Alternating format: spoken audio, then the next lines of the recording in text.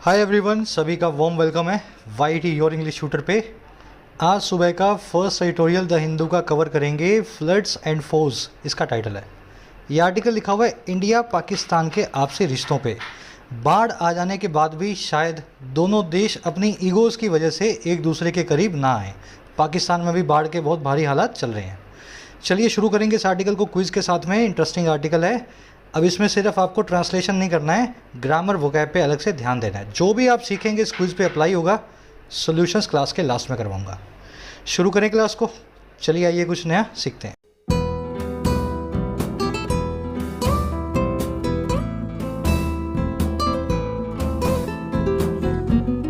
Alright, कह रहे floods and force. देखिए, फ्लड का मतलब होता है बाढ़, पानी आ जाता है बहुत तेज़ी से। इसको फ्लैश फ्लड भी बोलते हैं। अगर बाढ़ बहुत तेज़ी से आ जाए तो फ्लैश फ्लड भी कहलाती है। फो का मतलब होता है आपका दुश्मन, ठीक है। इसको फोई ना बोलना, फोई ऐसा नहीं बोलते, इसको बोलते हैं फो। ई यहाँ पे साइलेंट होता है। अब कहने का मतलब ये है, बाढ़ और दुश्मन या बाढ़ और दुश्मनी, दोनों देश एक दूसरे के दुश्मन तो हैं, लेकिन हो सकता है पाकिस्तान में आने वाली बाढ़ से दोनों देशों को बातचीत करने का फिर से मौका मिले। चलिए, इस फो नाम के वर्ड को देख लेना, शायद आपके लिए नया हो। एनिमी, एडवर्सरी या राइवल के लिए, दुश्मन के लिए इस वर्ड को यूज़ करते हैं। चलिए अब इसके टाइटल पैराग्राफ को देखेंगे, क्या कहना चाह रहा है। कह रहा है India and Pakistan are best placed. कह रहे हैं इंडिया और पाकिस्तान जो दो कंट्रीज़ है ना, ये बेस्ट प्लेस्ड हैं। अब ये बेस्ट प्लेस्ड क्या होता है, रट्टा मत मारो, वर्ड को तोड़ो। बेस्ट मतलब सबसे अच्छा, प्लेस्ड मतलब किसी जगह पे रखा हुआ। ये बेस्ट सिचुएशन में है, सबसे अच्छी सिचुएशन में आज की डेट में दोनों कंट्रीज़ रखी हुई हैं। अब देखो, सबसे अच्छी सिचुएशन किसके लिए, ये सिचुएशन है to help each other during natural disasters. एक दूसरे को हेल्प करने के लिए, ईच अदर को नेचुरल डिज़ास्टर्स के वक्त पे, प्राकृतिक आपदाओं की तरफ। तो कभी हमारे यहाँ आसाम में बाढ़ आती है, कभी पाकिस्तान में बाढ़ आती है, नेचुरल डिज़ास्टर्स हो रहे हैं, लैंडस्लाइड्स हो रही हैं, दोनों कंट्रीज़ में बार बार ऐसी घटनाएँ हो रही हैं। तो बहुत अच्छी सिचुएशन है आपस में बात करने के लिए। ये सब चीज़ें समझ में आ गई बात। दोनों कंट्रीज़ की वर्ब है आर, प्लूरल सब्जेक्ट है, इसलिए एंड लगा के प्लूरल ही वर्ब ले रहा है। बेस्ट प्लेस्ड होते हैं तो आप सबसे अच्छी सिचुएशन में होते हैं किसी काम को करने के लिए। ईच अदर और वन अनदर का कॉन्सेप्ट आपको करवाया हुआ है, जल्दी से इसको रिवाइज करेंगे। सबसे पहले ध्यान देना, ये कॉन्सेप्ट जो है सेंटेंस इंप्रूवमेंट का है, सेंटेंस एरर करेक्शन का नहीं है, ठीक है। इम्प्रूवमेंट के टाइम इसको लगाना है, सेंटेंस में एरर की वाली बात जो है इसमें नहीं लगेगी। कॉन्सेप्ट ये है कि एक फ्रेज होता है ईच अदर, एक फ्रेज होता है वन अनदर। दोनों का मतलब होता है एक दूसरे के लिए, ठीक है, एक दूसरे के लिए, एक दूसरे के साथ। लेकिन दोनों में फ़र्क है। ईच अदर लगेगा जब दो इंसान हैं, दो आर्टिकल्स हैं, दो ऑब्जेक्ट्स हैं, और वन अनदर लगेगा जब दो से ज़्यादा है। आ रही है बात समझ में। अब इसको मैं आपको एग्जाम्पल के जरिए समझाता हूँ। India and China are considered, यहाँ आर लगा लेना, मिसिंग है, are considered threat to one another. India और चाइना माने जाते हैं, कंसीडर किए जाते हैं पैसिव वॉइस में, एक चुनौती एक दूसरे के लिए। अब ध्यान दो, चुनौती कौन कौन है, इंडिया और चाइना। कितने ऑब्जेक्ट्स हैं, पहला एक इंडिया, दूसरा है चाइना। जब दो लोगों की बात हो रही है ना, तो एक दूसरे के लिए आप वन अनदर यूज़ नहीं करेंगे, आप यूज़ करेंगे, लिख देता हूँ यहाँ, ईच अदर, ठीक है। यहाँ आर लगा देते हैं, यहाँ मिसिंग है, आर कंसीडर्ड। अब दूसरा वाला सेंटेंस देखो, several EU members countries are considered threat to each other. कई सारी यूरोपियन यूनियन की मेंबर कंट्रीज जो हैं वो मानी जाती हैं, कंसीडर की जाती हैं, एक चुनौती, एक थ्रेट एक दूसरे के लिए। अब देखो कितनी सारी हैं, यूरोपियन यूनियन में तो 25 से 30 कंट्रीज़ हैं। अब आपको यहाँ पे दो का स्पेसिफिकली पता नहीं लग रहा है, इस केस में ईच अदर यूज़ नहीं कर सकते हैं। मोस्ट प्रोबेबली दो से ज़्यादा की बात हो रही है, आप यहाँ लगाएंगे one another.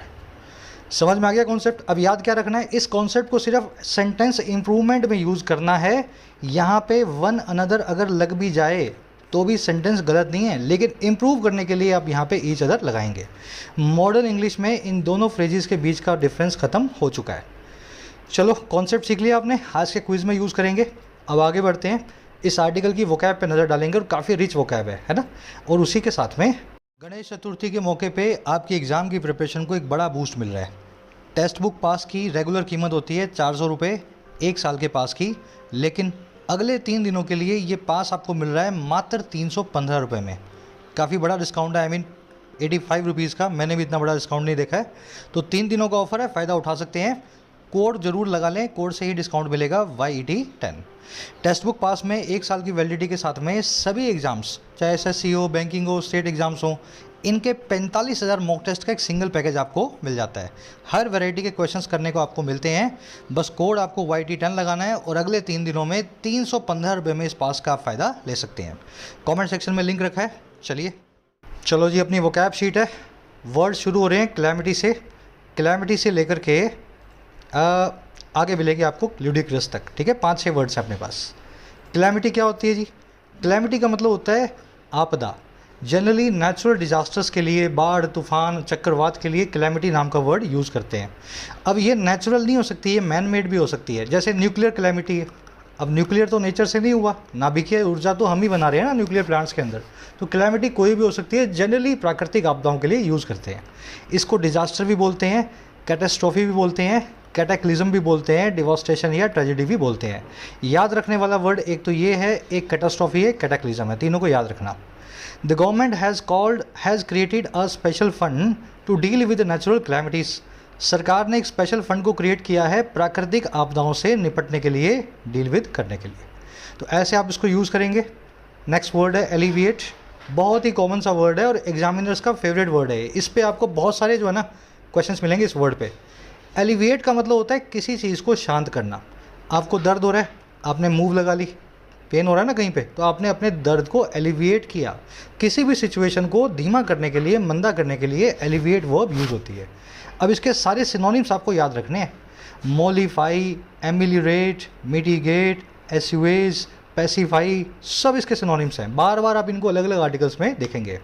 To elevate rising unemployment the government has launched a skill enhancement programme.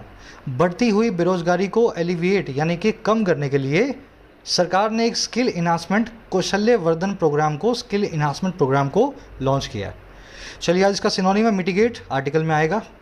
अब देखो 3 फ्रेजल वर्ब्स करवा रहा हूँ, सेट असाइड, ले असाइड और पुट असाइड। Very important. क्यों भाई? इन तीनों फ्रेजल वर्ब्स के 2 मीनिंग्स हैं। पहला मीनिंग है किसी चीज़ को इग्नोर या कैंसिल करना। दूसरा मीनिंग है किसी चीज़ को फ्यूचर के लिए सेव करना। अब आप बोलोगे सर दोनों मीनिंग याद कैसे रहेंगे? मान लीजिए आपके पास 1000 रुपये हैं, आपने इसको सेट या ले या पुट असाइड कर दिया, मतलब साइड में रख दिया। क्यों रखा होगा भाई? कल यूज़ करूँगा, परसों काम आएंगे, बुरे वक्त में काम आएंगे, तो आप सेव कर रहे हैं फ्यूचर के लिए। तो एक मीनिंग तो ऐसे बन गया, सेट ले या पुट असाइड का, किसी चीज़ को साइड में रख देना फ्यूचर में इस्तेमाल करने के लिए। और मान लीजिए आपके पास एक ऐसी शर्ट है जिसको आप पहनना नहीं चाहते हैं, आपने उसको साइड में रख दिया। अब देखो क्यों नहीं पहनना चाह रहे? क्योंकि आपको पसंद नहीं है, तो आप उसको इग्नोर, कैंसिल या डिसरिगार्ड कर रहे हो। अब उसकी ज़रूरत आपको नहीं बची है, तो तब भी सेट असाइड और वैसे भी सेट असाइड। तो दोनों तरीके से आपको फ्रेजल वर्ब याद रहनी चाहिए। आज के आर्टिकल में देखोगे आप इनको। The court has set aside the provision of reservation for Marathas. Court ने सेट असाइड कर दिया है, फ्यूचर में इग्नोर कर दिया है, कैंसिल कर दिया है उस कानून या प्रोविज़न को जो है आरक्षण का मराठास के लिए। और किस में? महाराष्ट्र की स्टेट गवर्नमेंट जॉब्स में। तो यहाँ पे कैंसिल करने की बात हो रही है। लेकिन all of us should set aside a portion of our income for future. हम सबको साइड में रखना चाहिए, फ्यूचर के लिए सेव करना चाहिए हमारी इनकम के एक पोर्शन को। चलिए, हो गया वर्ड। अगला वर्ड है मायोपिक। मायोपिक का मतलब पता क्या होता है? Short sighted. जिसकी दूर की नज़र साफ ना हो वो होता है मायोपिक। जैसे आपके चश्मे लगे हुए हैं, ग्लासेस पहनते हो, दूर का साफ नहीं दिखता है, तो आपको एक्चुअल में एक मायोपिया नाम की बीमारी है, जिसमें आपकी आंख का रेटिना या लेंस है, अब वो दूर की चीज़ों पे फोकस नहीं कर पा रहा। अब ये मायोपिक सिर्फ देखने के लिए नहीं होता। अगर आपकी जीवन में भी नज़र दूर की नहीं है, अगले 2 साल का, 3 साल का नहीं सोच रहे हो, आज में ही जी रहे हो, तो भी आप मायोपिक हैं, नियर या शॉर्ट साइटेड हैं। समझ में आ गई ना बात? भाई दूर का देख नहीं पाते हो तब भी मायोपिक हो, आंखें ख़राब है। और अगर वैसे दूर का सोच नहीं पाते हो तो भी मायोपिक हो, दिमाग ख़राब है ना। इस तरीके से इस वर्ड को याद रखना। चलिए, वर्ड आर्टिकल में आएगा। अब देखो, मायोपिक वर्ड के साथ में एक वर्ड मैं ज़रूर करवाता हूँ, फार साइटेड। मायोपिक का बिल्कुल उल्टा, जो दूर तक देख पाए, आँखों से भी और जीवन में भी, है ना। तो फार साइटेड का सबसे अच्छा सिनोनिम होता है क्लेयरवॉयंट, समझदार, आगे का देख लेने वाला। इसको प्रोविडेंट, विजनरी या सगेशियस भी बोलते हैं। सगेशियस बहुत ही इंपॉर्टेंट और एडवांस वर्ड है, दूर की नज़र रखने वाले इंसान के लिए यूज़ होता है। इसको आप सेज से याद कर लेना। सेज मतलब एक संत, संत तो वैसे भी बहुत दूर का देख के चलता है, लोक परलोक का, है ना। सैगेशियस मतलब संत जैसा। चलिए, ये वर्ड आर्टिकल में तो नहीं आएगा, लेकिन एडिशनल करवा रहा हूँ फार साइटेड के लिए। लास्ट वर्ड है लुडिक्रस, इसका मतलब होता है बेवकूफ़ाना, बेवकूफ़ाना, है ना, फुलिश, सिली। इसको रिडिकुलस, एब्सर्ड, प्रिपोस्टरस, वैकी भी बोलते हैं। प्रिपोस्टरस एक बहुत अच्छा वर्ड है, सिनोनिम है इसका। आज आर्टिकल में आप रिडिकुलस को देखेंगे। इन अ रिडिकुलस या ludicrous move some at risk adults have refuse to get vaccinated against कोविड-19। एक रिडिकुलस सी मूव में, एक बेवकूफ़ाना हरकत को करते हुए कुछ एट रिस्क एडल्ट्स ने, ऐसे एडल्ट्स जो रिस्क में हैं, जो जोखिम पे हैं, उन लोगों ने रिफ्यूज़ कर दिया है, मना कर दिया है वैक्सीन लगवाने से कोविड-19 की। एट रिस्क कौन हो गए? जो 60 से ऊपर के हैं, जिनको बीमारियां हैं, जो पहले से ही, समझ गए ना। तो इस तरह से एक लुडिक्रस मूव इन्होंने बेवकूफ़ी भरी मूव की है। चलिए, 5-6 वर्ड्स हैं, डिटेल में करवा दिए। इतना माथा इसलिए लगा रहा हूँ मैं ताकि इन वर्ड्स को दिमाग में बिठा सको। क्लास में रेगुलर रहो, वोकैब से खेलना सीख जाओगे। चलो आ जाओ, आर्टिकल पे एक समरी आपको दे दें किस बारे में लिखा हुआ है। देखो, ये आर्टिकल है सैंग्विन। सैंग्विन, सैंग्विन का मतलब होता है निराशा में भी आशा खोजने वाला। ठीक है, इस वर्ड को याद रखना। सैंग्विन मतलब हाईली ऑप्टिमिस्टिक। तो यही आज इसकी टोन भी है। निराशा कैसी है? देखो, बाढ़ आ रही है पाकिस्तान में, बाढ़ आ रही है इंडिया में, उत्तराखंड में तबाहियाँ हो रही हैं, और दोनों कंट्रीज़ इंडिया और पाकिस्तान एक दूसरे से बात नहीं करते हैं। पाकिस्तान इंडिया से ट्रेड भी नहीं करता है, कुछ दवाइयाँ छोड़ करके कोई चीज़ पाकिस्तान इंडिया से मंगवाना नहीं चाहता है। लेकिन इन बाढ़ों और इन तूफ़ानों का एक अच्छा एस्पेक्ट ये है कि दोनों कंट्रीज़ एक दूसरे को मदद कर सकती हैं। इस बहाने दोनों कंट्रीज़ बात करना शुरू कर सकती हैं। तो निराशा में भी आशा ढूंढ रहा है, बुरी चीज़ में भी एक अच्छे पहलू को खोजने की कोशिश कर रहा है। फिर इसने थोड़ा मजाक भी बनाया है कि दोनों कंट्रीज़ क्रिकेट खेल सकती हैं आपस में। क्रिकेट ज़रूरी है, लेकिन एक दूसरे के लोगों की जान बचाना इनके लिए ज़्यादा इंपॉर्टेंट लग नहीं रहा। तो ऐसी बेवकूफ़ी दोनों को नहीं करनी है, एक दूसरे से आकर के बातचीत करनी चाहिए। तो सैंग्विन टोन में लिखा हुआ आर्टिकल है, शुरू करते हैं। चलो, इंटरेस्टिंग है आज का आर्टिकल। अब जैसे मैं पढ़ रहा हूँ ना, कोशिश करो इस तरीके से प्रोसेस करने की। कह रहा है prime minister Narendra Modi's message, अब देखो लगा है comma, in a tweet on Monday evening, again लगा है कॉमा। कह रहे पीएम मोदी का एक मैसेज आया, एक पैगाम आया, एक संदेश आया है। अच्छा, कब आया, कहाँ आया? ये आया है एक ट्वीट में, ट्विटर पे। अच्छा, कब आया है? सोमवार की शाम को, मंडे इवनिंग को। अब ये पूरा जो है ना एडवर्बियल फ्रेज ऑफ टाइम और प्लेस है, कोमा से अलग किया हुआ है। तो मोदी जी का मैसेज जो यहाँ पे इस जगह पे इस वक्त पे आया। अब देखो ये मैसेज कौन सा था, ये लगा रहा है वर्ब की एनजी फॉर्म से आपको बता रहा है, expressing condolences to the victims of flooding in Pakistan. ये मैसेज वो था जो एक्सप्रेस करता था, जो जाहिर करता था अपनी सहानुभूति को, अपनी सिंपैथी को, कॉन्डोलेंस को उन विक्टिम्स के लिए, उन शरणार्थी जो है शिकारों के लिए, विक्टिम्स के लिए, मरने वालों के लिए जो हैं फ्लडिंग के यानी बाढ़ों के पाकिस्तान के अंदर। कह रहा है इस तरह का जो मैसेज था ना, जो ऐसे आया है, इस वक्त पे आया है और इस प्रकार का है, कह रहा इज़ अ वेलकम जेस्चर। ये अपने आप में एक स्वागत के लायक वेलकम जेस्चर है, एक मूव है। जेस्चर का मतलब होता है सिंबॉलिक मूव। आपने कुछ किया नहीं लेकिन अपनी मैसेज से बहुत कुछ कह दिया, तो एक बहुत ही अच्छा जो है सिंबॉलिक जेस्चर है, एक मूव है। और कब? कह रहा है specially after weeks of silence over what has been one of the worst natural disasters in the neighbourhood in recent times. कह रहा है ये सब इसलिए वेलकम है, खास करके इस चीज़ के बाद, आफ्टर में कई हफ्तों की साइलेंस के, कई हफ्तों की चुप्पी के। और जो चुप्पी किस चीज़ के ऊपर थी? ओवर लगा के बता रहा है, ओवर वट, एक ऐसी चीज़ के ऊपर, वट एक ऐसी चीज़ के ऊपर जो रही है आज तक की सबसे बुरी natural disasters, one of the worst natural disasters, उनमें से एक हमारे ही पड़ोस में, इन नेबरहुड में, पाकिस्तान में, इन रिसेंट टाइम्स, पिछले कुछ वक्त के अंदर। सेंटेंस लंबा है लेकिन प्रोसेस ऐसे ही करना है। एक बार रिपीट कर रहा हूँ, फिर स्ट्रक्चर को देखेंगे। मोदी जी का मैसेज एक ट्वीट की फॉर्म में जो आया सोमवार शाम को, जो एक्सप्रेस करता था अपनी सहानुभूति को, सिंपैथी को उन शिकारों या विक्टिम्स के लिए जो बाढ़ में बह गए पाकिस्तान के अंदर। ये मैसेज ही अपने आप में एक वेलकम जेस्चर है, अपने आप में स्वागत के लायक एक सिंबॉलिक मूव है। और ख़ास करके तब, स्पेशली आफ्टर, जब कई वीक की साइलेंस गुजर गई, कई हफ्तों की चुप्पी गुजर गई इस चीज़ के ऊपर जो रही है आज तक के सबसे बुरे नेचुरल डिजास्टर्स में से एक, वन, हमारे नेबरहुड में, हमारे पड़ोस में यानी कि पाकिस्तान में, पिछले कुछ बीते वक्त में, इन रिसेंट टाइम्स में। सब्जेक्ट है मैसेज, वर्ब है इसकी is, singular subject, singular verb. Gesture मैंने आपको बता दिया, सिंबॉलिक मूव बोलते हैं, इंडिकेशन भी बोल सकते हैं, है ना। जैसे किसी को मदद की ज़रूरत है, आपको लगा कि इसको मदद की ज़रूरत है तो आप अपनी जगह से खड़े होने लगे, लेकिन फिर आपको क्या लगा कि सामने वाले ने अपनी मदद, मान लो कोई गिर गया, आप खड़े हुए होने लगे थे लेकिन आप खड़े होने से पहले ही बैठ गए, वो सामने वाला खुद ही खड़ा हो गया, तो आप खड़े तो नहीं हुए लेकिन आपने एक हेल्प करने वाला जेस्चर दे दिया। आ रही है ना बात समझ में? काम कुछ नहीं किया, बस अपनी बॉडी लैंग्वेज से बताया कि मैं आपको कुछ सिंबल दे रहा हूँ, है ना। जेस्चर इसी को बोलते हैं। कंडोलेंस का मतलब होता है आपके लिए किसी के सहानुभूति, सिंपथी। अच्छा, इसको आप सोलास भी बोलते हैं, एक एडवांस वर्ड है इसी के लिए। और एक वर्ड है इसके लिए कमिसरेशन। देखो मैं इसको स्किप भी कर सकता हूँ, हो सकता है आपको ना बताऊँ तो भी आपका काम चल जाए, लेकिन ये वर्ड बड़ा सिंपल सा है, सहानुभूति के लिए यूज़ होता है। और ये बना है को प्लस में माइजर से। माइजर मतलब बेचारा, को मतलब साथ में। अगर बेचारे के साथ बेचारा बन जाओ मतलब किसी के लिए सहानुभूति दिखा दो, तो कमिसरेशन मतलब किसी के लिए सहानुभूति या सिंपैथी। ऐसे इस वर्ड को आप याद कर सकते हैं। चलिए, व्हाट की वर्ब है हैज़ बीन। नेबरहुड का मतलब है आपका पड़ोस। आगे बढ़ते हैं। कह रहे more than 1100 people have died and over 33 million people have been affected.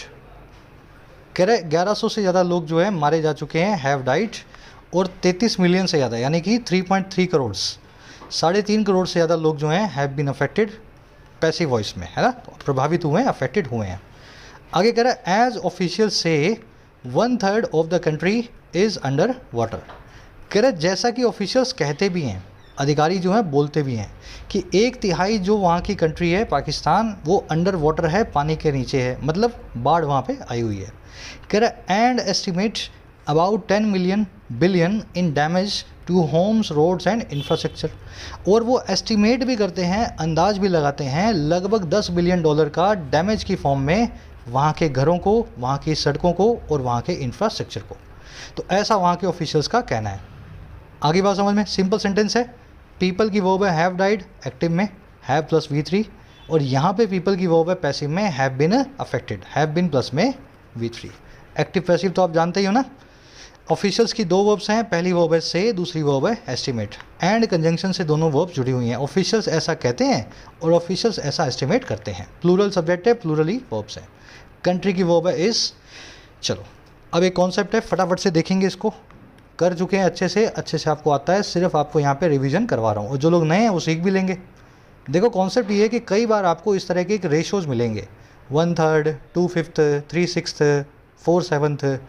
इनमें ध्यान क्या रखना है, अगर रेशो के पहले में 1 आ रहा है, जैसे 1/3, 1/4, 1/5, 1/6, तो हमेशा वो रेशो सिंगुलर होगा 1 की वजह से। आप 1/3 नहीं लिखोगे, 1/4 नहीं लिखोगे, 1/5 या 1/6 नहीं लिखोगे, एस को इनके आगे नहीं लगाना। लेकिन अगर रेशो के शुरू में 1 ना आए, 2 आ जाए, 3 आ जाए, 4 आ जाए, 2/3 हो, 3/5 हो, 3/7 हो, 4/9 हो, उस केस में 1 ना आने की वजह से वो रेशो अपने बाद में एस को लेगा, हमेशा प्लूरल होगा। समझ में आ गई बात? शुरू में 1 तो सिंगुलर, शुरू में 1 नहीं तो हमेशा वो रेशो प्लूरल। अब देखो इसका, अब ये कॉन्सेप्ट आपने सीख लिया, इसको थोड़ा सा और आगे बढ़ा रहे हैं। इन सारे जो आप रेशोज़ को देख रहे हो, इनकी वर्ब्स हमेशा इनके बाद जो ऑफ आता है ना, उसके बाद रखे हुए नाउन के हिसाब से होगी। जैसे यहाँ 1/3 लिखा है तो इसकी वर्ब जो है ना, ऑफ के बाद में आने वाले नाउन के हिसाब से। बात आ रही है समझ में? इसका इस 1/3 से इस वर्ब का कोई भी कनेक्शन नहीं है, तो याद रखना इस चीज़ को। अब कुछ क्वेश्चंस हैं, इनको बना के देखते हैं। 1/5 ऑफ, यहाँ ऑफ लिख देता हूँ, यहाँ ऑफ लिख देता हूँ, ऑफ द स्टूडेंट्स इज या आर एब्सेंट टुडे। 1/5 यानी कि 20% स्टूडेंट्स आज एब्सेंट हैं। शुरू में क्या आ रहा है, 1 आ रहा है, तो इस एस को यहाँ से निकाल दो, आप लिखो 1/5, ठीक है। और वर्ब कैसी आएगी, वर्ब आएगी ऑफ के बाद रखे हुए स्टूडेंट्स के हिसाब से, वर्ब आएगी आर। तो सेंटेंस कुछ ऐसा बनेगा, 1/5 of the students are absent today. अगले में देखो 3/6, यहाँ पे 3/6 की जगह 5th कर देता हूँ मैं, थोड़ा रेशो ठीक सा लगे देखने में। 3/5 ऑफ द अर्थ इज या आर कवर्ड विद वाटर। 3/5 जो अर्थ है वो पानी से ढकी हुई है। अब देखो शुरू में 3 आ रहा है, 1 नहीं आ रहा, तो क्या करेंगे, यहाँ पे एस लगाएंगे। अर्थ के लिए सिंगुलर वर्ब यूज़ होगी, यहाँ पे आएगी इज। अर्थ सिंगुलर है ना, तो वर्ब भी सिंगुलर आएगी। अगर अर्थ प्लूरल होता तो वर्ब प्लूरल आ जाती, है ना।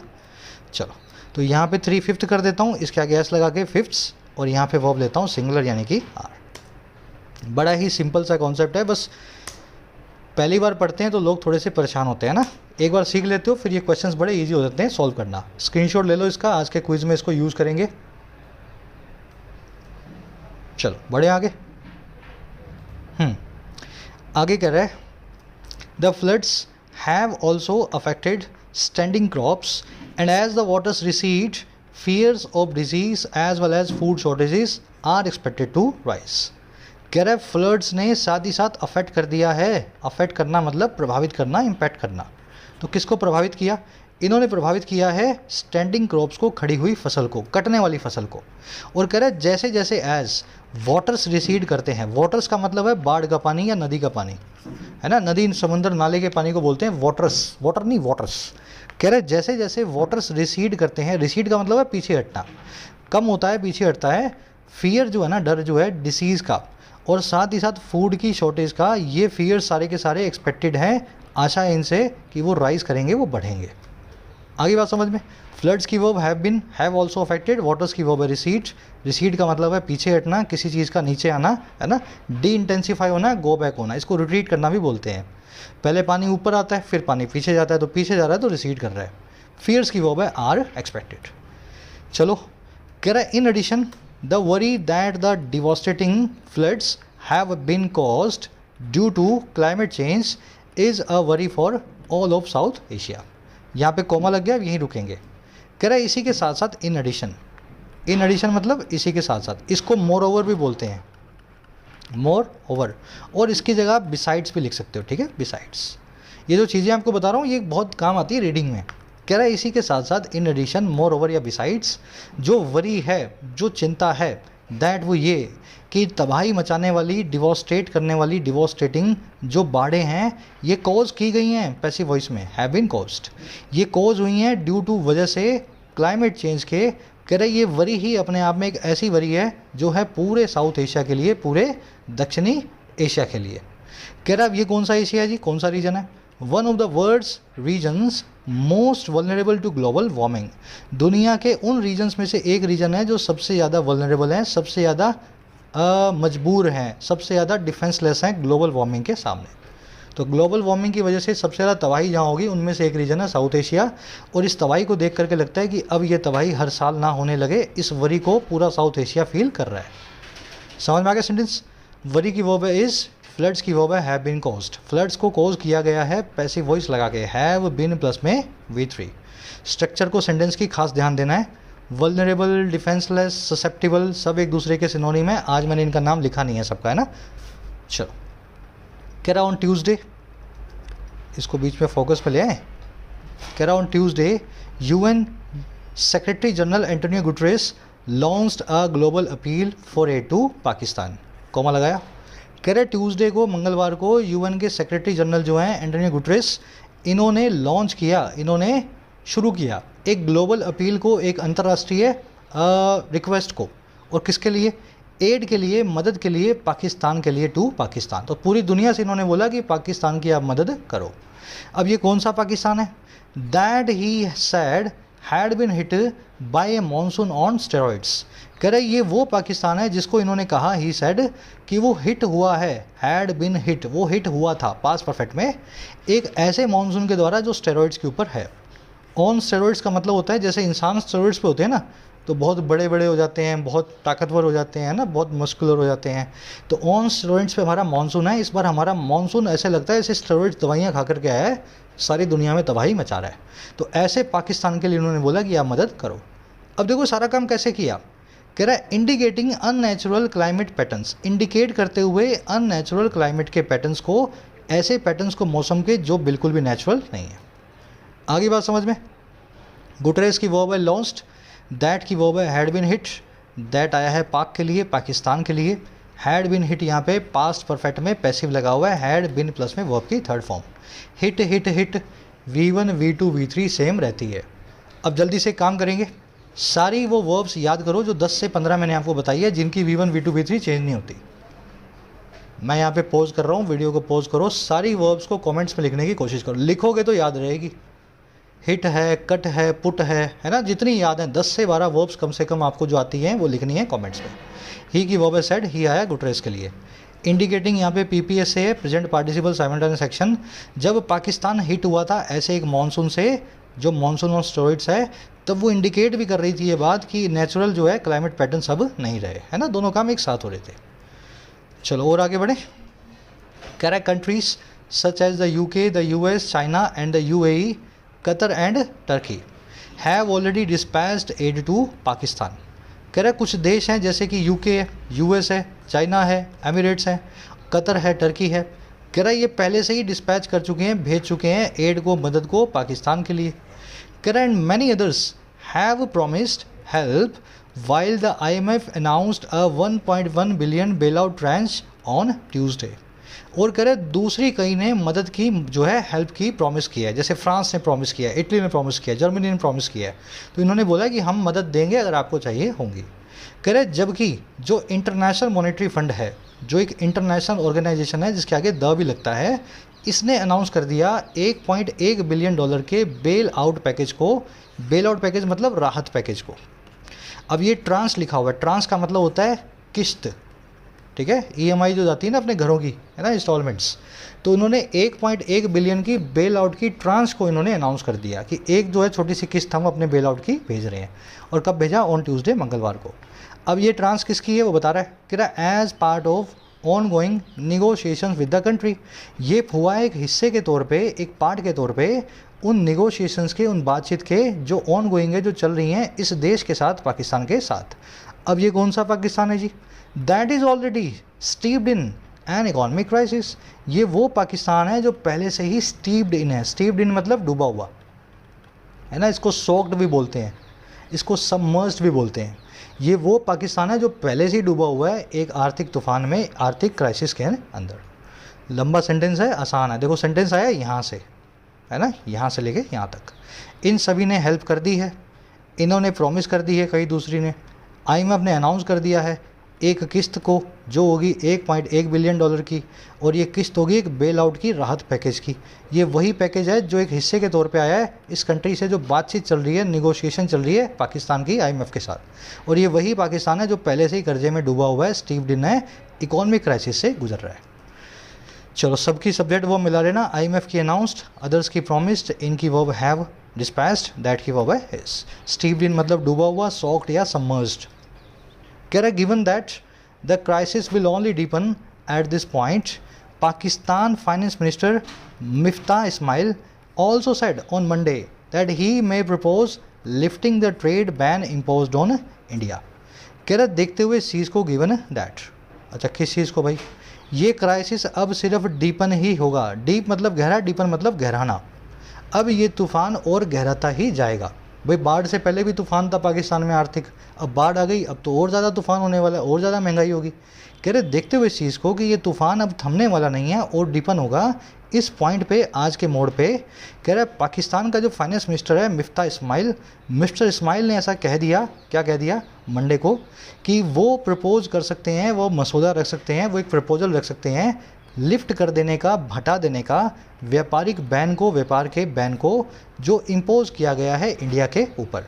और कब ये इम्पोज हुआ था? आफ्टर द JNK रीऑर्गेनाइजेशन इन 2019। ये हुआ था जम्मू एंड कश्मीर के UT बन जाने के बाद, रीऑर्गेनाइजेशन के बाद में, जो 2019 में किया था। अब ये क्यों किया जाएगा भाई? पाकिस्तान तो इंडिया से बैन कर रखा है सारा ट्रेड, ये प्रपोज क्यों करेंगे हटाने के लिए? ये इसलिए करेंगे सो एज टू, इस मकसद से, to import Indian vegetables and essential commodities, import करने के लिए, आयात करने के लिए भारत से सब्जियों को और इसेंशियल कमोडिटीज़ को, दूध को, ग्रेन्स को, है ना, फूड ग्रेन को। आगे बात समझ में? तो ऐसा ये कह रहे हैं कि हमने बैन तो लगाया था लेकिन वो गलत लगा बैठे, अब ज़रूरत है इंडिया की तो भारत से कुछ सब्जियां वब्जियां मंगा लेते हैं ताकि जो है देश आराम से खाना खा सके। इस रीऑर्गेनाइजेशन के बाद के बैन को लिफ्ट करेंगे। क्राइसिस की वर्ब है विल ओनली डीपन, मुफ्ता इस्माइल की वर्ब है सेड, ही की वर्ब है मे प्रपोज, गिवन दैट का मतलब है इस चीज़ को देखते हुए। अब ये सो एज टू देख लेना, इसका मतलब होता है इस मकसद से, ध्यान ये रखना है, to, so as to, in order to, with a view to, है ना, इन सब का मतलब होता है इस मकसद से, ठीक है, इस मकसद से। लेकिन ध्यान ये रखना है जी, इनके बाद में बेस फॉर्म आती है वर्ब की विद अ व्यू टू को छोड़ के। विद अ व्यू टू क्या लेता है, अपने बाद लेता है वर्ब की आईएनजी फॉर्म को, यानी कि जीरंड को। लिख दो यहाँ पे वर्ब की आईएनजी फॉर्म को। ये अलग से मैं आपको इसीलिए समझाता हूँ ताकि चीज़ें दिमाग में बैठे, है ना, इनमें फ़र्क क्या आपको पता लगे, बार बार ये फ़र्क देखोगे तभी दिमाग में बैठ पाएगा। बाकी सब के आगे क्या लगेगा, बेस फॉर्म, और इसके आगे क्या लगेगी, वर्ब की आईएनजी फॉर्म। At the beginning of this year Russia invaded Ukraine to combat a threat from the NATO. इस साल की शुरुआत में रशिया ने इन्वेड कर दिया, कब्जा कर लिया, हमला कर दिया यूक्रेन पे, कॉम्बैट करने के लिए, लड़ने के लिए उस थ्रेट को जो नेटो से इनको आ रही थी। अब देखो यहाँ पे टू कॉम्बैट लिखा हुआ है, यहाँ पे सो एज टू भी लिख सकता हूँ मैं चाहूँ तो, यहाँ पे मैं इन ऑर्डर टू भी लिख सकता हूँ, ठीक है। लेकिन अगर मैं यहाँ पे विद अ व्यू टू लिखूँगा ना, विद अ व्यू टू, तो मुझे इस कॉम्बैट को कॉम्बैटिंग में चेंज करना पड़ेगा। विद अ व्यू टू अपने बाद वर्ब की आईएनजी फॉर्म लेता है। चलो याद रखना इस चीज़ को, आज से क्विज में यूज़ करेंगे। कह रहा है 10 फार, एक मिनट पेन घूम गया, कह रहा है 10 far Islamabad has only made exceptions for pharmaceutical imports from India during the कोविड-19 पैंडमिक। कह रहा है 10 फार या 100 फार, अभी तक, 100 फार या 10 फार मतलब अभी तक। कह रहा अभी तक पाकिस्तान ने सिर्फ इतना ही एक्सेप्शन बनाया है, इतना ही अपवाद बनाया है। देखो बैन तो लगा हुआ है, लेकिन बैन में एक एक्सेप्शन बना रखी है इन्होंने, एक छूट दे रखी है। और छूट किसकी है, फार्मास्यूटिकल इंपोर्ट्स की, दवाइयों के आयात की, इंपोर्ट की। और कहाँ से, इंडिया से। और कब हुआ ये, कोविड-19 पैंडमिक के दौरान। और कह रहे हैं and India's humanitarian aid to Afghanistan, और इंडिया की जो ह्यूमैनिटेरियन, जो अल्ट्रुइस्टिक, जो भलाई वाली, मानवीयता वाली जो एड भेजी गई है पाकिस्तान को, उसके लिए। तो दो ही चीज़ों में पाकिस्तान जो है इंडिया से सामान मंगाता है, या तो इंडिया जब हेल्प करे अफगानिस्तान की, कुछ सामान भेजे, तो पाकिस्तान उसको आने देता है अपने देश में, और या फिर जब पाकिस्तान को खुद दवाइयाँ चाहिए हों तो इंडिया से वो दवाइयाँ मंगवा लेता है। चलिए, इस्लामाबाद की वो हैज़ ओनली मेड, ह्यूमैनिटेरियन मतलब मानवीय है, जो ह्यूमंस की भलाई से रिलेटेड हो। आ जाओ नेक्स्ट पैराग्राफ पे। कह रहे despite the poor state of India Pak ties both new Delhi and Islamabad must put aside their domestic considerations. अब कह रहे हैं दोनों कंट्रीज़ को आगे करना क्या है। कह रहा है बावजूद ख़राब स्टेट के, ख़राब दशा के, स्टेट मतलब दशा, है ना, या इसको बोल सकते हैं अवस्था। कह रहा है ख़राब हालात के, ख़राब स्टेट के, इंडिया पाकिस्तान के टाइज़ की, यानी कि रिश्तों की। कह रहा है इसके बावजूद हुआ क्या, कह रहा है दोनों को ही, इंडिया और इस्लामाबाद को, must put aside, put aside करना चाहिए। पुट असाइड करना मतलब सेट असाइड, पुट असाइड, ले असाइड, किसी चीज़ को साइड में रख देना, इग्नोर या डिसरिगार्ड करना। तो इन दोनों को इग्नोर करना चाहिए, डिसरिगार्ड करना चाहिए, अपनी डोमेस्टिक कंसीडरेशन को, अपने घरेलू कंसीडरेशन होती है जिस चीज़ को आप कंसीडर करके चलते हैं। तो घरेलू जो इक्वेशन बनी हुई है ना, इंडिया में लोग पाकिस्तान के लिए क्या बोलते हैं, पाकिस्तान में इंडिया के लिए क्या बोलते हैं, तो अपनी घरेलू कंसीडरेशंस को दूर करके साइड में रख देना चाहिए। And seize the moment to help those stranded in the flooding as best as they can. और इस मोमेंट को सीज कर लेना चाहिए। सीज द मोमेंट का मतलब होता है सही वक्त पे चौका पे मौके पे चौका मारना, है ना, किसी चीज़ का फ़ायदा उठाना सही वक्त का। तो इस मोमेंट का फ़ायदा उठाना चाहिए, सीज कर लेना चाहिए, मदद करने के लिए उन लोगों की जो स्ट्रैंडेड है, जो फंसे हुए हैं उस फ्लडिंग में, उस बाढ़ में। करे जैसा वो कर सकते हैं, एज बेस्ट दे कैन। आगे बात समझ में। तो पॉलिटिक्स को छोड़ो, एक दूसरे को जा कर के बातचीत करो, अपनी डोमेस्टिक कंसिडरेशंस को साइड में छोड़ करके, ताकि बाढ़ में फंसे हुए लोगों की जान बचाई जा सके। दोनों की वर्ब है मस्ट पुट असाइड, ले असाइड, सेट असाइड। इनके दो मीनिंग होते हैं, ऑलरेडी आप जानते हैं। इनकी दूसरी वर्ब है seize, must put aside and must seize. Seize the moment मतलब सही वक्त पे फ़ायदा उठाना वक्त का। स्ट्रैंडेड का मतलब होता है फंसे हुए, ये मीनिंग मैं यहाँ लिखना भूल गया, जो कहीं फंसा होता है ना उसको बोलते हैं स्ट्रैंडेड। कह रहा है India can not pride itself as being the first responder in the neighbourhood. कह रहा है इंडिया जो है अपने आप पे गर्व नहीं कर सकता, प्राइड इटसेल्फ नहीं कर सकता। किस मामले में, होने के मामले में, एज बीइंग जो फर्स्ट रिस्पॉन्डर है, सबसे पहली प्रतिक्रिया देने वाला है, और कहाँ पे, अपने पड़ोस में। तो इंडिया का हमेशा से ये प्राइड रहा है कि पड़ोस में कोई भी ख़राब हालात होंगे सबसे पहले इंडिया हेल्प करेगा, चाहे बांग्लादेश हो, नेपाल हो, भूटान हो या श्रीलंका हो। कह रहा है अब ये कैसे होगा। कह रहा है as it has been for Nepal, Sri Lanka, Maldives है ना, अफगानिस्तान, जैसा कि इंडिया हमेशा इन कंट्रीज़ के लिए रहा भी है। जब भी दिक्कत आती है सबसे पहले इंडिया इनकी हेल्प करने के लिए आगे आता है, फर्स्ट रिस्पॉन्डर की तरह। कह रहा है इंडिया ये प्राइड नहीं कर पाएगा। कह रहा है if it fails to see the suffering right at it land boundary with Pakistan. अगर इंडिया फेल कर जाता है, नाकामयाब रहता है देखने में इस सफरिंग को, इस मुसीबत को, जो right at its land boundary पे है, जो बिल्कुल इसके बॉर्डर पे है पाकिस्तान के साथ। तो सबके लिए हमने सबसे पहले आकर के मदद की है। इंडिया सबको बचाने की कोशिश करता है सबसे पहले आकर के, तो पाकिस्तान के साथ भी इसको करना पड़ेगा, नहीं तो हम फर्स्ट रिस्पॉन्डर का खिताब जो है वो खो देंगे इस पूरे रीजन के अंदर। इंडिया की वर्ब है नॉट प्राइड, इट की वर्ब है हैज़ बिन। यहाँ पे इट की वर्ब है फेल्स, दोनों तरफ इट आया इंडिया के लिए। अब देखो यहाँ एक कॉन्सेप्ट है, आज नहीं करवाऊंगा मैं, आपके लिए छोड़ रहा हूँ क्योंकि कॉन्सेप्ट तो आप ऑलरेडी कर चुके हो। प्राइड के बाद में इट सेल्फ लगा हुआ है, क्योंकि प्राइड एक ऐसी वर्ब है जिसको हमेशा ऑब्जेक्ट देना होता है।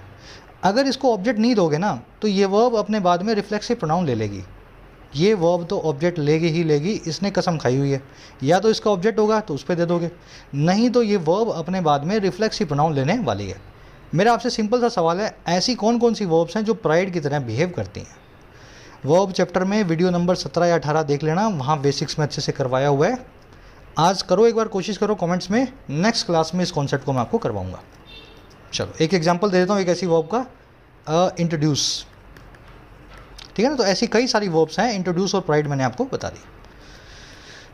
आगे कह रहा है it would be churlish and short sighted of Pakistan to reject an opportunity to lift the trade ban with India. कह रहा है और ये बहुत ही चर्लिश होगा। चर्लिश का मतलब होता है इल मैनर्ड, बदतमीजी भरा, है ना, बुरिश, रूड। तो पाकिस्तान के लिए बहुत ही बुरी बात होगी, बहुत ही रूड बात होगी, बदतमीजी वाली बात होगी और शॉर्ट साइटेड बात होगी, बेवकूफ़ी भरी बात होगी। शॉर्ट साइटेड मतलब जो दूर का ना देख पाए। अगर ये रिजेक्ट कर देता है एक मौके को, अपॉर्चुनिटी को, ट्रेड बैन को हटाने की, लिफ्ट कर देने की इंडिया के साथ। अब ये कौन सा बैन है जी? करे that has only hurt its own interest. ये एक ऐसा बैन है जिसने खुद के, पाकिस्तान के खुद की भलाई को हर्ट किया है, खुद के इंटरेस्ट को हर्ट किया है। करे and to give up a source of affordable supplies at a time of such a calamity. तो एक तो ये इस अपॉर्चुनिटी को खो देते हैं बैन को लिफ्ट करने की, दूसरी अपॉर्चुनिटी है गिव अप कर देते हैं एक सोर्स को जो है अफोर्डेबल सप्लाईज का, इसके खुद के जो है ऐसे वक्त पे जो है ऐसी एक क्लैमिटी का, ऐसे एक डिज़ास्टर का। तो पाकिस्तान क्या करता है? चीनी मंगाता है ब्राज़ील से। ब्राज़ील में चीनी कहाँ जाती है? इंडिया से। तो जो हमारे 60 रुपये की चीनी है, हम ब्राज़ील को 80 में बेचते हैं, 80 वाली चीनी पाकिस्तान में 120, 150 जो भी रेट्स हैं वहाँ मिल रही हैं। तो ट्रेड बैन लगा करके इंडिया अपनी ही आवाम, पाकिस्तान जो है अपनी ही जो है पब्लिक का नुकसान कर रहा है। तो ये बड़ी बेवकूफ़ी भरी बात होगी अगर अभी भी वो नुकसान जारी रहता है तो। इट की वर्ब है वुड बी, दैट की verb has only heard, that आया है बैन के लिए, ban with India, trade ban with India. Short sighted आप जानते हैं, जो दूर तक ना देख पाए, इसको मायोपिक भी बोलते हैं।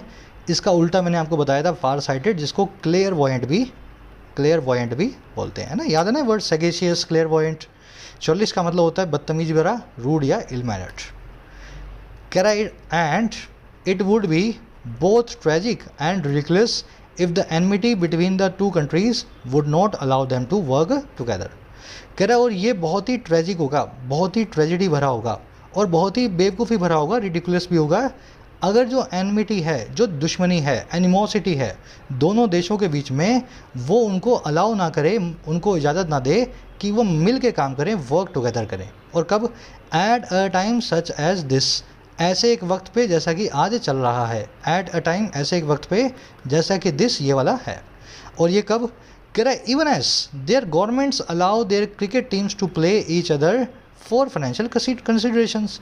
कह रहा है वहीं दूसरी तरफ जब, इवन एज का मतलब है वहीं दूसरी तरफ जब, कह रहा है वहीं दूसरी तरफ जब उनकी सरकारें अलाउ कर देती हैं उनकी क्रिकेट टीम्स को एक दूसरे से खेलने के लिए, प्ले ईच अदर करने के लिए, फाइनेंशियल कंसीडरेशंस की वजह से, पैसे को लेकर के जो कंसीडरेशंस हैं उसको लेकर के। तो क्रिकेट खेल लेंगे लेकिन बाढ़ में बचे हुए लोगों को सस्ती सब्जियां नहीं खाने देंगे, ट्रेड बैन नहीं हटाएंगे, एक दूसरे से दुश्मनी जो है वोट्स की वजह से जारी रखेंगे। तो ये बहुत ही रिडिकुलस या ट्रेजिक होने वाला है। समझ में आ रहा है ना आर्टिकल आपको? बड़ा ही लॉजिकल सा आर्टिकल है। इट वुड की वर्ब है वुड बी, एनिमिटी की वर्ब है वुड नॉट अलाउ, गवर्नमेंट्स की वर्ब है अलाउ। चलो, कह रहा significantly PM Modi and Pakistan PM Shehbaz Sharif are due to travel to Uzbekistan in सितंबर फॉर द एससीओ समिट। कह रहा है इससे भी सिग्निफिकेंट बात यह है, इंपॉर्टेंट बात यह है कि दोनों के जो पीएम्स हैं हमारे मोदी साहब, उनके शरीफ कह रहे जो शरीफ जी और मोदी जी हैं दोनों ही ड्यू हैं, बकाया हैं, और किसके लिए? ट्रैवल करने के लिए उज़्बेकिस्तान की तरफ सितंबर में इसी साल SCO समिट के लिए शंघाई कॉरपोरेशन ऑफ, इसकी फुल फॉर्म देख लेना, शंघाई कॉरपोरेशन ऑर्गेनाइजेशन, उसका पूरा नाम है इसका, है ना। तो SCO की जो समिट है, जो शिखर वार्ता है, टॉप कॉन्फ्रेंस है, उसके लिए तो यहाँ पे दोनों जाएंगे और शायद हो सकता है बातचीत इनकी हो जाए। दोनों की वर्ब है आर, प्लूरल सब्जेक्ट है, प्लूरल वर्ब है। ड्यू का मतलब होता है बकाया, ये काम होना भी बकाया है। समिट का मतलब होता है शिखर वार्ता या टॉप कॉन्फ्रेंस। कह रहा है while a more lasting dialogue that has been suspended between the two countries for nearly a decade over the terrorism issue is unlikely. कह रहा है जहाँ एक बहुत ज़्यादा टिकाऊ सा डायलॉग, लास्टिंग मतलब जो टिके, ड्यूरेबल हो, और डायलॉग मतलब बातचीत। कह रहे जहाँ एक बहुत ज़्यादा टिकाऊ सी जो डायलॉग है और वो बातचीत जो पैसिव वॉइस लगा करके सस्पेंडेड है दोनों देशों के बीच में, कब तक? लगभग एक डेकेड के लिए, फॉर नियरली अ डेकेड, 10 सालों के लिए। और किस वजह से? टेररिज्म के इशू को लेकर के, आतंकवाद के मुद्दे को लेकर के। कह रहे जहाँ ऐसा डायलॉग जो है ना, इस तरह का डायलॉग, ये जो पूरा बताया है, कह रहा इज़ अनलाइकली, वो बिल्कुल अनलाइकली है, संभावित नहीं है। कह रहा वहीं the leaders must find the time to discuss ways to mitigate the catastrophe at hand.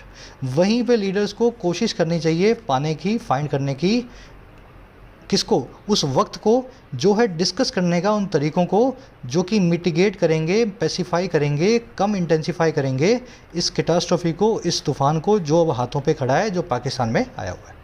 तो बातचीत होना तो मुश्किल है, लंबे वक्त तक तो बहुत ही मुश्किल है, क्योंकि मुद्दा है टेररिज्म का।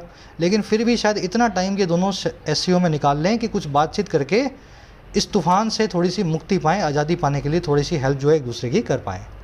दैट की वो हैज़ बीन सस्पेंडेड, दैट आया फॉर डायलॉग। लास्टिंग मतलब टिकाऊ, जो लंबा चले, ड्यूरेबल हो, परसिस्टिंग हो। अच्छा, ये डायलॉग की वो है इज़, ठीक है। तो इसको कलर देते हैं अपने ग्रीन, एक सेकेंड रुक जाओ, ग्रीन कलर, ठीक है। लीडर्स की वो है मस्ट फाइंड, मिटिगेट करना, कम करना, पैसिफाई, अमिलियरेट, एसुएज, है ना, साव, बैम, सब इसके सिनोनिम है। कैटास्ट्रोफी मतलब कैलामिटी, कैटेक्लिज्म यानी कि तबाही। चलिए, सिंपल सा आर्टिकल है, मेरे को बड़ा इंटरेस्टिंग लगते हैं ऐसे आर्टिकल्स, है ना, जो एकदम क्रिस्टल क्लियर, जो क्लैरिटी के साथ में लिखे हों, आपको नए फैक्ट्स जानने को मिले। आ जाओ अपने क्विज़ पे, जल्दी से इसको सॉल्व करना है। ले असाइड के सिनोनिम आपको निकालने हैं इस फ्रेजल वर्ब के। ऑफ कोर्स मैं आपको नहीं बताऊंगा, कई बार बता चुका हूँ, अपने आप निकालो। अब कौन कौन से इसके जो आंसर हैं वो निकाल के आप जो है सही आंसर को चूज़ करें। दूसरा है फार साइडेड वन वर्ड के लिए कौन सा वर्ड आप इन चारों में से चूज़ करेंगे। अब चारों के मीनिंग आपको ऑलरेडी आने चाहिए। तीसरे चौथे में दो एरर्स हैं। एरर्स मैं आपको बता देता हूँ। देखो, एक कॉन्सेप्ट है अनकाउंटेबल नाउन का, जो आज मैं शायद करवाना आपको भूल गया। नहीं, आज वाले में नहीं है वो, छोड़ो उस बात को भूल जाओ, ठीक है। दो एरर्स कहाँ हैं वो मैं आपको बता देता हूँ। एक एरर मिलेगी इसके आसपास और दूसरी एरर मिलेगी आपको इसके आसपास, ठीक है। दो एरर्स हैं, इन दोनों में से एक एरर आपको मिलेगी। चलो, पाँचवें के अंदर आपको विद अ व्यू टू के बाद में सही फॉर्म को रखना है वर्ब की, ऑलरेडी कर चुके हो इसको, इस कॉन्सेप्ट को। और छठवें में आपको इन चारों में से सही वर्ड को चूज़ करना है जो वोकैब के हिसाब से यहाँ पे फिट बैठे। मायोपिक, चर्लिश, अमिलियरेट और कैटाक्लिज्म। देखो, क्विज लंबा है लेकिन आसान है। कमेंट सेक्शन में जाओ, फर्स्ट कमेंट में आंसर रखे हैं। आउट ऑफ 6 आपको कितने मार्क्स मिले, आंसर से चेक करो अपने वाले को और मुझे बताना। मुलाकात होगी कल। साथ ही साथ इस पूरे मामले में आपकी क्या राय है, आपको क्या लगता है ट्रेड बैन हटना चाहिए, दोनों कंट्रीज़ को साथ में आना चाहिए या नहीं। 3 से 4 सेंटेंसेज में अपनी राय को, अपनी जो है व्यूज़ को इंग्लिश में लिखने की कोशिश करना कमेंट सेक्शन में। कोर्सेज अवेलेबल है ऐप पे, जाके फ़ायदा उठा सकते हैं बैंकिंग, SSC और राइटिंग स्किल्स तीनों का। बस एक ही चीज़ का ध्यान रखना है, पेपर से पहले नहीं आना है कोर्स लेने। कोर्स लेने के लिए तब आना है जब आप पेपर की तैयारी करते हो, 2 महीने, 4 महीने, 6 महीने पहले ढंग से लोगे तभी फ़ायदा मिल पाएगा। ये क्वेरी के लिए नंबर है, व्हाट्सअप नंबर, मेरी टीम से बात करो अगर किसी भी कोर्स से रिलेटेड या एप्लीकेशन से रिलेटेड आपकी कोई क्वेरी होती है तो। Until then, signing out.